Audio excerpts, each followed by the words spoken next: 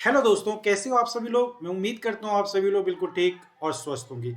जैसा कि आप सभी बच्चों को पता है कि बहुत से बच्चे काफ़ी समय से वेट कर रहे थे कि एसएससी ने अभी तक एमटीएस की नोटिफिकेशन जारी क्यों नहीं की है। तो उन सभी बच्चों को मैं बता दूं कि एसएससी ने अपनी नोटिफिकेशन एमटीएस के लिए जारी कर दी है। तो जो एमटीएस और हवलदार की तैयारी कर रहे हैं उन सभी बच्चों के लिए एक खुशखबरी है कि एसएससी ने 10,000 plus vacancy 10,000 plus vacancy share की है अपनी नोटिफिकेशन के जरिए से।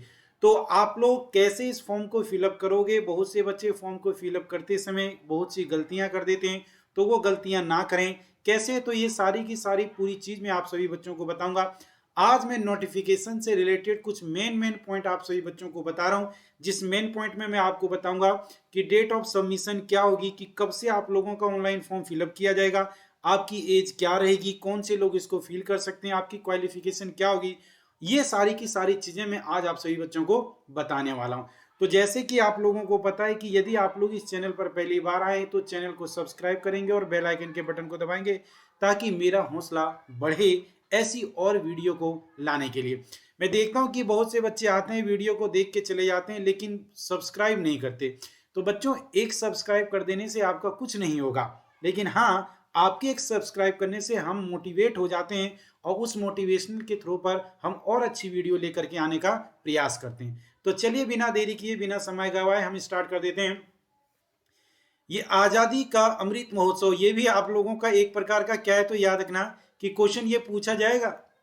ये जीएस का क्वेश्चन है, आपके लिए बन सकता है कि इस साल 2022 का जो हमने मनाया था, जो 75वां जो अमृत महोत्सव मनाया था, वो कितना मनाया था। तो ये 75वां अमृत महोत्सव था। तो भारत सरकार कार्मिक लोक शिकायत तथा पेंशन मंत्रालय, कार्मिक एवं प्रशिक्षण विभाग, कर्मचारी चयन आयोग, जिसे हम बोलते हैं एसएससी, स्टाफ सिलेक्शन कमीशन, तो उन्होंने ये नोटिफिकेशन जारी कर दिया। Multi tasking non technical staff and हवलदार, हवलदार के लिए वैकेंसी क्या कर दी है बेटा, जारी कर दी है।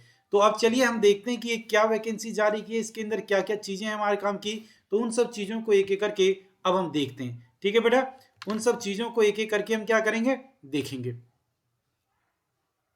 चलिए, तो सबसे पहले यदि मैं बात करूं कि date of submission of online application, date of submission of online application, जो ऑनलाइन एप्लीकेशन की डेट ऑफ सबमिशन की लास्ट डेट क्या है और कब से वो फिल किया जाएगा। तो ये याद रखेंगे सही बच्चे, इसको नोट कर लेंगे और इसको किसी एक जगह पर आप लिख के, जैसे हम कई बार क्या होता है ये भूल जाते हैं। तो वे तो अलग बात है कि अब आपको यूट्यूबर इतने सारे हैं कि आपको समय समय पर इन्फॉर्म करते रहेंगे। बट यदि आप लोग फॉर्म भर रहे हो तो देर ना करें और अंतिम समय का इंतजार ना करें, क्योंकि अंतिम समय में आपको पता है सर्वर इतना डाउन हो जाता है कि आपका फॉर्म कई लोगों का फिलअप ही नहीं हो पाता है।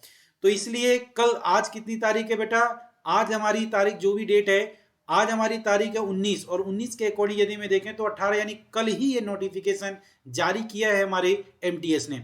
तो 18 से फॉर्म फिलअप करना चालू हो जाएगा और 17 फरवरी 2023 तक आप इस फॉर्म को फिलअप कर सकते हो। 18 से फॉर्म स्टार्ट हो गया फिलअप होना और 17 फरवरी 2023 तक आप इस फॉर्म को फिल कर सकते हो। Last date and time to receipt of online application, यानी ऑनलाइन एप्लीकेशन जब आप सबमिट करोगे तो उसकी लास्ट डेट जो है वो 17/2/2023 है रिसिप्ट की। ठीक है, last date and time for making online fee payment, fee payment की लास्ट जो टाइम है वो है 29/2/2023 और ये रात के 11 बजे तक। ये रात के कितने बजे तक है, 11 बजे तक। Last date to time of generate to offline challan, जो आप चलान निकालते हो, जो फीस भरते हो उसका चलान जो निकालते हो, उस चलान का लास्ट टाइम फिर है 19/2/2023। Last date for payment through the challan during the working hours of the banking, अब बैंकिंग के लिए जो आप बैंकिंग से चलान लेकर के आते हो फॉर्म फिलअप करवाने का, उसकी लास्ट डेट है 20/2/2023। Date of window for the application form correct and online payment of correction charge, याद रखना बहुत से लोग क्या करते हैं, कुछ गलतियां हो जाती हैं तो उसके करेक्शन जो कर देते हैं ऑनलाइन फॉर्म फिलअप का, उसका जो लास्ट डेट है वो 23/2/2023 से 24/2/2023 तक। इन 2 दिनों में जो करेक्शन है आप लोगों का, उस करेक्शन को आप कंप्लीट कर सकते हो। And schedule for the computer based test, CBT जिसे हम बोलते हैं, कंप्यूटर बेस्ड टेस्ट जो होगा आपका वो अप्रैल मंथ में होगा। तो ऐसा मानकर चलना कि अप्रैल मीड में आपका ये एग्जाम एसएससी का हो जाएगा। ठीक है, इन्होंने अपने कैलेंडर के अंदर जारी कर दिया है जब भी आपका एग्जाम होगा उससे 1 वीक पहले वो आप लोगों को नोटिफाई कर देंगे, या तो आपके ईमेल आईडी के थ्रू, या फिर आप जो फोन नंबर मेंशन करोगे उस फोन नंबर में आप लोगों को क्या हुआ, 1 वीक पहले आप लोगों को शहर के बारे में बता दिया जाएगा कि किस शहर के अंदर आप लोगों का क्या होने वाला है, एग्जाम होने वाला है। तो उस शहर का बता दिया जाएगा। जब तक आपका ये एडमिट कार्ड नहीं आएगा उसे 1 वीक पहले ही आप लोगों को इन्फॉर्म कर दिया जाएगा। ठीक है बेटा, अब हम आगे बढ़ जाते हैं नेक्स्ट कुछ इंपॉर्टेंट पॉइंट की तरफ, नेक्स्ट कुछ इंपॉर्टेंट फैक्ट की तरफ। तो अगला इंपॉर्टेंट फैक्ट क्या, देखो भाई यहाँ पर ध्यान से, मैं केवल काम काम की चीज बताऊंगा आप लोगों को, केवल काम काम की चीज बताऊंगा। ध्यान से देखो यहाँ पर, तो देखो भाई यहाँ पर ध्यान से कि टेंटेटिव, यहाँ पर ध्यान से देखो जिसको, tentative vacancy for the post are under the MTS. MTS के अंदर कितने हैं, 10,880। इतना सुनहरा मौका फिर नहीं मिलेगा, क्योंकि भैया इस बार एसएससी भर भर के वैकेंसी लेकर के आ रही है। अभी सीजीएल की वैकेंसी लेकर के आई थी, ठीक है, फिर उसके बाद उसने सीएचएसएल की, और अब आ चुकी है एमटीएस की। अब यदि इस साल यदि आप लोग चूक गए तो फिर याद रखना आप पछताओगे। और इसके लिए हवलदार की अलग से उसकी वैकेंसी दी गई जो 529, और ये स्टार का मतलब ये बढ़ भी सकता है, ये समय के साथ ये बढ़ भी सकता है, ये याद रखना। स्टार का मतलब ये है समय के साथ ये क्या हो सकता है बेटा, बढ़ भी सकता है ये वैकेंसी। ठीक है, updated details vacancies will be the made available on the website of the commission. ये जो मतलब यहाँ पर इस वैकेंसी की डिटेल आप देख सकते हो। ठीक है बेटा, detail of the vacancy of the havildar in CBIC and CBN are given in the annex, यानी इसके लिए कुछ अलग सी डिटेल आप लोगों को याद रखनी है। अब इसके अंदर आप लोगों को पता ही थी, हम रिजर्वेशन कोटा की बात करते हो, रिजर्वेशन एससी ओबीसी एसटी के लिए जो आप देखते हो, सबके लिए बिल्कुल रिजर्वेशन जो और जगह पर दी जाती है वही रिजर्वेशन यहाँ पर दी गई है। ठीक है, जितने भी टाइप के हमारे हैं। और नीचे की बात यदि हम करें तो अब यहाँ पर हम चलते हैं नीचे नेक्स्ट, कि इसको भर कौन सकता है, इसको कौन भर सकता है। तो देखो भाई, सबसे पहले आपकी नेशनलिटी क्या होनी चाहिए, इंडियन। भाई ऑब्वियसली आप तो इंडियन हो ही, तो इंडियन नेशनलिटी होनी चाहिए। अ सिटीजन ऑफ इंडिया ये भर सकता है, सिटीजन ऑफ नेपाल भर सकता है, अ सिटीजन ऑफ भूटान। यदि आप इन 3 जगह से रह सकते हो तो आप भर सकते हो। A Tibetan refugee who came over the India before the 1 January 1962 with the intentionally permanently settling in the India.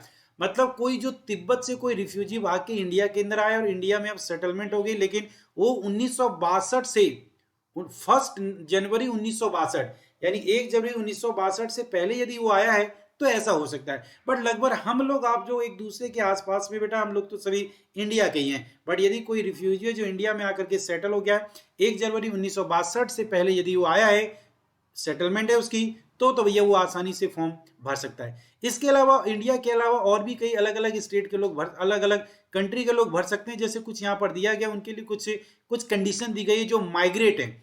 जैसे कुछ अलग अलग कंट्री के लोग इंडिया के अंदर माइग्रेट होकर के रहते हैं, यहाँ पर आकर के रहते हैं, अपने पूरा का पूरा इन्होंने यहाँ पर सेटलमेंट तैयार कर दिया है, तो उन लोगों के लिए भी कुछ वैकेंसीज है, वो लोग भी भर सकते हैं। बट उनके लिए कुछ कंडीशन है जो आपको याद रखने हैं। ठीक है, प्रोवाइड। अब इसके बाद हम आगे बढ़ जाते हैं नेक्स्ट, और क्या क्या बातें हैं हमारी बेटा इसके अंदर, एज लिमिट की बात करते हैं। ये मोस्ट इंपॉर्टेंट पॉइंट है, ये मोस्ट इंपॉर्टेंट पॉइंट है, ये मोस्ट इंपॉर्टेंट पॉइंट है जो आप लोगों को याद रखना है। ये मोस्ट इंपॉर्टेंट एज लिमिट, क्योंकि एज ही निकल जाती है लोगों की। तो सबसे पहले एज लिमिट आप लोगों की मैं बता दूं, जो लोग एमटीएस के लिए भरने वाले हैं, जो लोग एमटीएस के लिए भरने वाले हैं उनकी एज लिमिट है मिनिमम 18 और मैक्सिमम 25, 18 से 25। इसके साथ साथ ये भी याद रख लेना, अपना डेट ऑफ बर्थ वो लोग याद रखेंगे जो जिसका डेट ऑफ बर्थ 2 जनवरी 1998, 2 जनवरी 1998, दोबारा सुन लो, 2 जनवरी 1998 के 98 और 1 जनवरी 2005 के बीच में जिनका डेट ऑफ बर्थ है। दोबारा सुन लो बेटा, जिनका डेट ऑफ बर्थ 2 जनवरी 1998 से 1 जनवरी 2005 के बीच में है, वो इस फॉर्म को फिलअप कर सकते हैं, वो इस फॉर्म को फिलअप कर सकते हैं। लेकिन यदि आप हवलदार के पोस्ट पर फिलअप कर रहे हो तो हवलदार के पोस्ट पर 21/1996 से लेकर के 11/255 तक हो तो आप इसको आसानी से फिल कर सकते हो। इसके साथ साथ कुछ एज वगैरह में रिलैक्सेशन भी दी गई है, कुछ एज वगैरह में क्या दी गई है बेटा, कुछ रिलैक्सेशन भी दी गई है। जो रिलैक्सेशन और एग्जाम में दी जाती है वो इसके लिए इधर भी दी गई है। क्या क्या रिलैक्सेशन दी गई है? यदि आप SC और ST से बिलोंग करते हैं तो 5 ईयर का एज रिलैक्सेशन है। यदि आप OBC से बिलोंग करते हैं तो 3 ईयर का OBC। यदि PVWD यानी ये इससे बिलोंग करते हैं तो इसके भी अलग अलग क्राइटेरिया है, ठीक है। तो ये आप लोगों को याद रख लेना है। अब इसके बाद नेक्स्ट हम आगे की ओर बढ़ते हैं और देखते हैं कि इन्होंने क्या बदलाव किया है। यदि हम बात करें तो SSC के अंदर आपने देखा था CGL में भी कुछ बदलाव किया गया था। अब यहाँ पर यदि हम बात करें, यदि हम बात करते हैं किसकी, इस MTS की, तो MTS के एग्जाम पैटर्न के अंदर भी पूरा बदलाव कर दिया है। पूरा का पूरा SSC ने MTS एग्जाम के पैटर्न में बदल के रख दिया है, ठीक है बेटा। अब क्या रखा है तो उसकी पूरी की पूरी डिटेल में आप लोगों को बताता हूं। अभी ध्यान से सही बच्चे देखेंगे, ठीक है, ध्यान से सही बच्चे पूरी वीडियो देखेंगे। और ये पूरी की पूरी जो PDF इसकी, वो PDF में आप लोगों को अवेलेबल करवा दूंगा मेरे टेलीग्राम चैनल पर। मेरा टेलीग्राम चैनल है, मेरे टेलीग्राम चैनल का नाम है science brain Rohit Kumar. Science brain Rohit Kumar से आप जाकर के इसको डाउनलोड कर सकते हो और फिर आप इसको एक एक करके, क्योंकि बिना फॉर्म फिलअप करने से पहले एक बार इस इंस्ट्रक्शन को सभी बच्चे जरूर पढ़ लेंगे। फॉर्म फिलअप करने से पहले एक बार सभी बच्चे इस इंस्ट्रक्शन को सभी बच्चे जरूर फिलअप कर लेंगे, ठीक है, क्योंकि बाद में गलती हो जाएगी। क्योंकि बाद में कहते हैं ना, अब पछताए क्या हो जब चिड़िया चुग गई खेत। तो अभी पहले ही फॉर्म भरने से पहले ही ये सावधानियां बरतो ताकि आगे कोई दिक्कत ना हो। फीस की बात करते हैं बेटा। तो फी पेबल फॉर 100 रुपीज, यानी 100 रुपीज फी पेबल है। Women candidate and candidates belong to schedule caste, schedule tribes, person with disabilities and ex serviceman eligible for reservation are exempted from the payment of fees. यानी यदि कोई women's हैं, अब देखो ladies है, इसके अंदर वुमेन्स के लिए तो सुनहरा मौका है MTS में जाने के लिए बेटा। तो सबसे पहले वुमेन्स के लिए, गर्ल्स के लिए कोई फीस नहीं लग रही है इसके अंदर, आप फ्री ऑफ कॉस्ट फॉर्म को फिलअप कर सकते हो, ठीक है बेटा, बिल्कुल आपको कोई टेंशन लेने की जरूरत नहीं है। Fee can be the paid online through the भीम UPI। आप इसकी फी को ऑनलाइन भी पे कर सकते हो, भीम UPI के थ्रू, नेट बैंकिंग के थ्रू, वीजा मास्टर कार्ड के थ्रू, या मेस्ट्रो कार्ड के थ्रू, रुपए credit card and debit card के थ्रू, या फिर SBI ब्रांच में जाकर के आप SBI चालान भर सकते हो। Online fees can be paid by the candidates up to 19/2/2023। 19 फरवरी 2023 के रात के 11 बजे तक आपका ये ऑनलाइन चालान जो है वो पूरा का पूरा क्या हो जाना चाहिए, भर दिया जाना चाहिए, ठीक है बेटा। तो ये सारी बातें आप लोगों को याद रख लेनी है। और कुछ बातें मैं आप लोगों को बता देता हूं यहाँ डिटेल में, और कुछ बातें मैं आपको बताता हूं मेन एग्जाम्स के हमारे सिलेबस से रिलेटेड, है, ठीक है। अब हम बात करते हैं मेन अपने सिलेबस से रिलेटेड, जो हमारे काम का चीज है बेटा। तो अब सिलेबस से रिलेटेड क्या बातें कर रहा हूं मैं, उसे देखो भाई ध्यान से, जो हमारे मेन काम का है।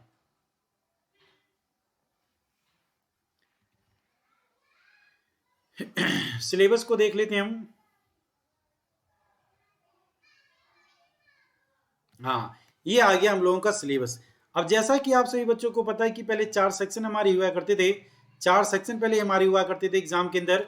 आप सभी बच्चों को पता है MTS जो होता है पूरा का पूरा SSC को पैटर्न कराता है। तो पहले हमारे कितने हुआ करते थे, पहले हमारे 4 हुआ करते थे, 4 पार्ट हुआ करते थे, जिसके अंदर पहला न्यूमेरिकल सेशन जिसे हम मैथमेटिक्स का नाम देते हैं, दूसरा हमारा रीजनिंग सेशन, तीसरा हमारा जनरल अवेयरनेस और चौथा हमारा इंग्लिश। तो सेक्शन तो अभी भी 4 हैं, लेकिन उस सेक्शन के अंदर नंबर ऑफ क्वेश्चन और क्वेश्चन के मार्क्स को चेंज कर दिया गया पूरा। तो मैथमेटिक्स में याद रख लेना, अब मैथमेटिक्स में आप लोगों के 20 क्वेश्चन आएंगे और एक क्वेश्चन का मतलब 3 मार्क्स, तो 20 क्वेश्चन का मतलब कितना हो जाएगा बेटा, टोटल 60 मार्क्स हो जाएगा। और उसी तरह से 20 क्वेश्चन का आप लोगों का क्या आ जाएगा, रीजनिंग एबिलिटी आपके 20 क्वेश्चन क्या आ जाएगी, यानी टोटल 60 मार्क्स। जनरल अवेयरनेस और इंग्लिश इन दोनों का वेटेज बढ़ा दिया है। कहने का मतलब पहले 25 आते थे टोटल, लेकिन अब क्या कर दिया, 20 यानी 10 क्वेश्चन उसने कम कर दिए हैं। किसके अंदर, न्यूमेरल 5 क्वेश्चन, 10 क्वेश्चन कम कर दिए हैं न्यूमेरिकल एबिलिटी के अंदर और रीजनिंग एबिलिटी के अंदर। लेकिन अब याद रखना, आपके जनरल एबिलिटी या जनरल अवेयरनेस के अंदर 25 क्वेश्चन आएंगे, एक क्वेश्चन 3 मार्क्स, 25 क्वेश्चन 75 मार्क्स। और दूसरा जो आएगा आपका 25 इंटू में 75, ये बात याद रख लेना है, ठीक है। दूसरा कितना हो जाएगा, 25 इंटू में 75, ये बात आप लोगों को याद रखना है, ठीक है। और आपका ये 2 सेक्शन में होगा, आपका ये क्या होगा, 2 सेक्शन में होगा, इतनी बात आप सभी बच्चों को याद रख लेना है। सेक्शन 1 में आप लोगों का मैथ और रीजनिंग होगा और सेक्शन 2 में आप लोगों का जनरल अवेयरनेस और इसके साथ इंग्लिश होगा और दोनों में 60 45 मिनट का टाइम दिया जाएगा। ठीक है, 45 minute, 60 minutes for the candidate eligible for the scribe as a para 5, यानी पैरा 5 को यदि आप कुछ स्क्राइब करते हो, कुछ इंफॉर्मेशन है, तब जा करके आपको 60 मिनट मिलेंगे, वरना 45 ईच सेक्शन के लिए आपको 45 मिनट्स मिलेंगे। ठीक है बेटा, तो इतनी बात आप सभी लोग याद रख लेंगे। अब इस पूरे के पूरे चीज को आप अच्छी तरीके से पढ़ लेंगे। इसको मैं अपने टेलीग्राम चैनल पर प्रोवाइड करा दूंगा। आप बिना इसको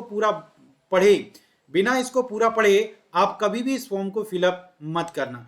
अब इसका सिलेबस क्या है पूरे के पूरे, नेक्स्ट क्लास में एक वीडियो और लेकर के आऊंगा जिसमें मैं आप लोगों को पूरा का पूरा सिलेबस और पूरी स्ट्रेटेजी बताऊंगा कि आप लोगों को कैसे क्या पढ़ना है, किस तरीके से पढ़ना है। ठीक है बच्चे, तो चलिए मिलते हैं अगले क्लास में। सभी बच्चों को जय हिंद, बाय बाय, टेक केयर।